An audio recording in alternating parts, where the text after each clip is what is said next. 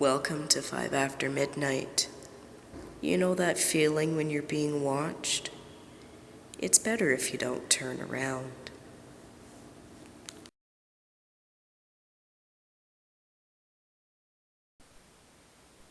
One.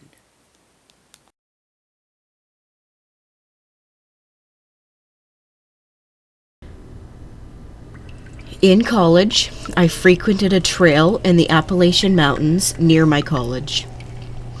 Each time I would trek further and further. I never saw anyone else on it, no matter how good the weather was, so I just saw it as my own personal trail. For a while, I would walk to a large stream and turn back since it was wide and deep and I didn't want to get my boots soaking wet. One day, I was determined to cross the stream, so I moved several planks of sturdy dead tree to make a makeshift bridge. I crossed to the other side and everything felt subtly different. The air was different, the sky was brighter, and surprisingly, the trail on the other side was better maintained than the part that I had come from. As I kept walking, I noticed a lot of old soda cans lying around. The ones that are more perfectly cylindrical, and I wasn't seeing any of the modern-looking soda can designs. I passed by an old cabin. It looked occupied, so I didn't bother investigating, and went along my way. I kept walking until I got to a wider, deeper stream. I wouldn't be able to make a bridge to cross it. I turned around and headed back. I distinctly remember the sky turning overcast within a matter of minutes. I couldn't clearly see the sky since the trees blocked a lot of my view. I had just assumed a cloud had passed across the sun, but when I got a better look, the sky was completely different. It felt like I was walking along a completely different trail. This is the craziest part. I looked over to where the cabin had been to find nothing but the remains of a cabin. All that was left was a stone chimney. I had walked by the cabin about an hour back, but there wasn't any ashes, no smoke, and there was a thick layer of fallen leaves, and even some litter, modern litter like beer bottles and cans with modern logos. I was dumbfounded and explored the cabin's remains for a good hour until it started to drizzle. I walked back along the trail. The soda cans were gone. The bridge that I had built was gone. I couldn't see the logs further down the stream. The rest of the trail was just as I'd remembered it. I walked the last mile or so of the trail in the darkness, and rain, guided by my phone, which never got good reception up in the mountains. So that's my weird time-traveling story. I've made a point of wanting to go back to my college town so I could revisit the trail and see what was on the other side of the big stream.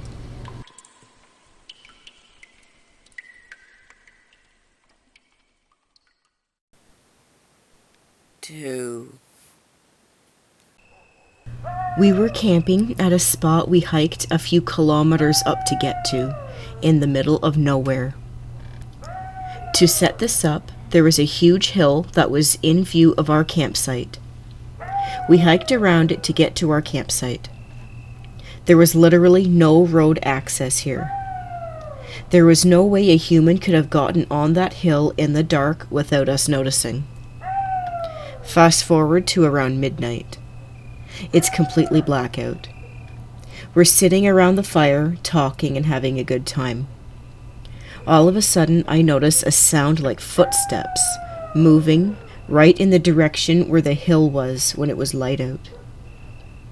It was loud enough and sounded like a person walking towards us.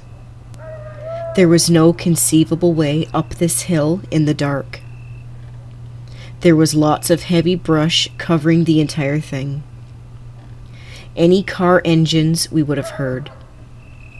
Other than us talking and the crackle of the fire, everything was silent before the footsteps. We heard the sound for well over an hour, as if someone was just wandering around us. They would have clearly been able to see us sitting around the fire from where the sounds were coming from. We called out to them and we tried to get a little closer, but there was no negotiating the terrain on the hill in the darkness of night. We never got an answer. We heard some faint rustling of brush around us with the footsteps, and that was all. It was pretty damn creepy, and we never did figure out what it was. We hiked around and up the hill the next morning, but there were no signs of any activity, nor were any of the trails more usable than they were when we got there.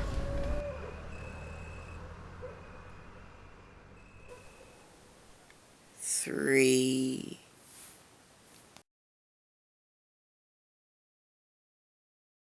This happened to me a couple of years back when I was still in university. My girlfriend had recently dumped me, so my insomnia had kicked in full speed ahead. I was bored and lonely and started taking to the late night drives in my parents' minivan, a good old Dodge Caravan. A cute redhead friend of mine often accompanied me on these trips. Bless her for keeping me company. It was about 2 or 3 a.m., and we were driving around a suburb near an all-female college in town. This particular suburb and the college is right next to a wildlife conservation area. Well, I stopped for a stop sign at the T-junction, and I'm heading straight through, and the road goes ahead for maybe another 50 meters, then makes a right turn down a hill. Beyond the right turn are the buildings for the college. I glance to my right to see if anyone's coming. But then I see my friend's face when I do so, and damn, she's gone completely white, and her eyes are wide as saucers. Wondering what the hell she's looking at, I look forward, and holy friggin' hell. Crossing the street in front of me, maybe 20 meters ahead and illuminated from behind by a bright light from a building, is something tall, walking on 2 legs, with a goddamn mane of hair. And it was walking so smooth. I'll never forget it. It almost glided across the road. There was no head bob at all. Being the adventurous soul that I was back then, I actually went in pursuit. I drove forward and made left for where the conservation area was. But just as I was fumbling around for a flashlight to go after the thing into the woods, my friend, probably wisely, grabbed my arm and refused to let me go. I'll always wonder what we saw that night. Even creepier, it turned out to be a full moon. I probably would have dismissed what I saw as my own imagination, but I can't really do that when I'm not the only one who saw something out there.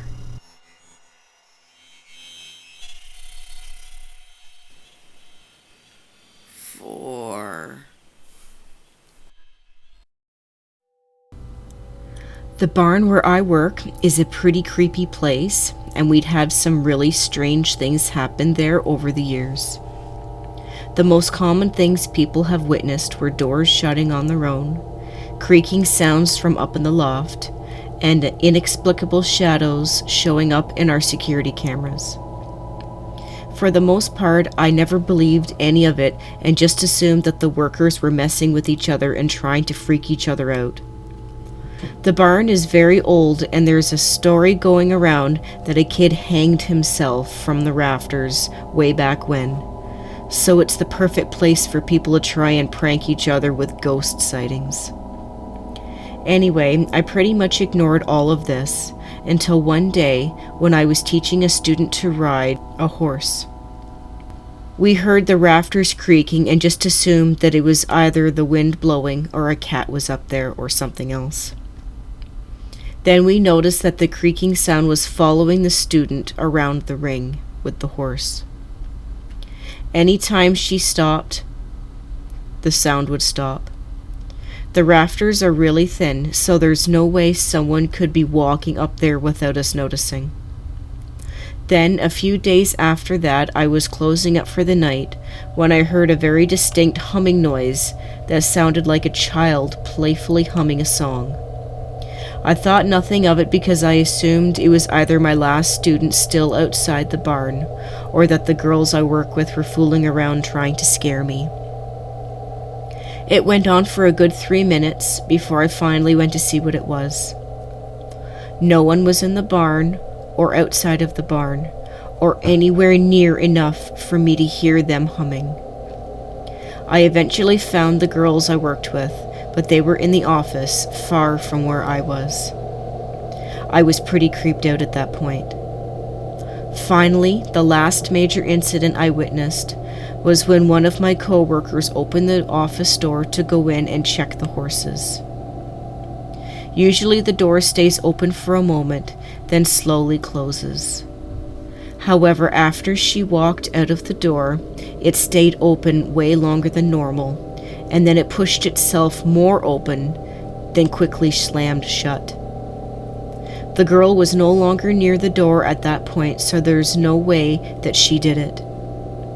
She freaked out and ran back into the office, and we all watched out the door as the horses, one by one, poked their heads out and watched an invisible thing move down the aisle. Some of them nickered and everything, and stretched their necks out towards it. It was the scariest moment of my life. So now I'm not so quick to dismiss ghost stories as hoaxes or pranks. Some stuff that happens, seriously, cannot be explained.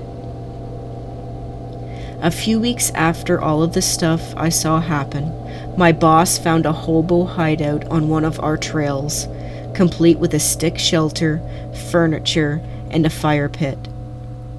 We've concluded that some of the creaking sounds and missing stuff can probably be contributed to them, and now every time something weird happens, we blame our resident hobo ghost. So creepy.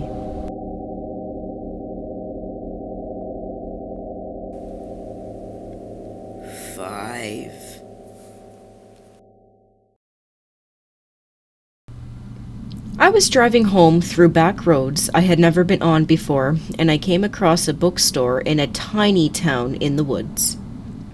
The bookstore was actually a house where the front of the home had been converted into a store.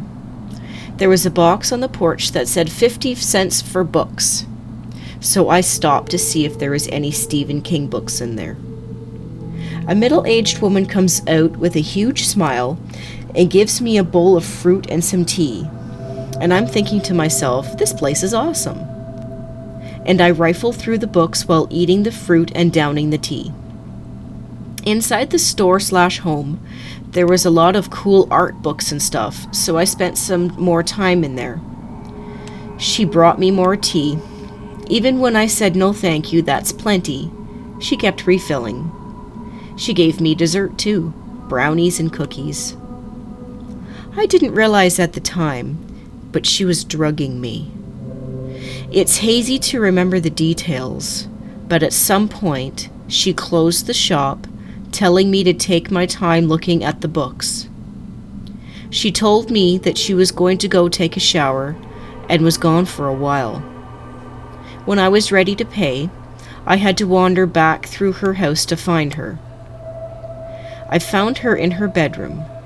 She was in bed. I'm pretty sure she was naked. At the time I thought, weird, she's watching an exercise video in bed. But later I realized she was watching porn. You might think this is hot, but it really wasn't.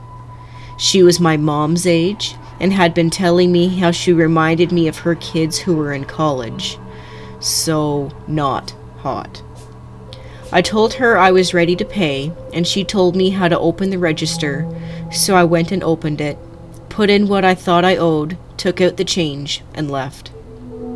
When I stumbled outside, a fire engine drove by, screaming with sirens. In the distance, there was a glow of a big forest fire, and the stars were being covered by smoke. A tall man on a horse watched the fire truck pass. He looked right at me, took a piece of wood or something out of his mouth, and said, "Town's burnin'." I swear to God, I have a crystal clear memory of this happening, even though I'm sure it couldn't have. By this point, I guess I was seriously tripping balls on something. I'm not a drug guy, so I don't know what I had, but I was out of my mind and could barely walk. I got back into my car and drove, which I still can't believe I did, along twisting roads on tall cliffs above the ocean. Twice I realized I was on the wrong side of the road. One of the times I realized this because a massive truck was headed straight for me, laying on the horn and flashing its lights. I kept thinking about how my car could be like an airplane and a submarine if I drove it off the cliff. I can't believe I made it home alive. Later, I realized I was in that house for 4 hours looking at books. At least, that's what I hoped to hell I was doing.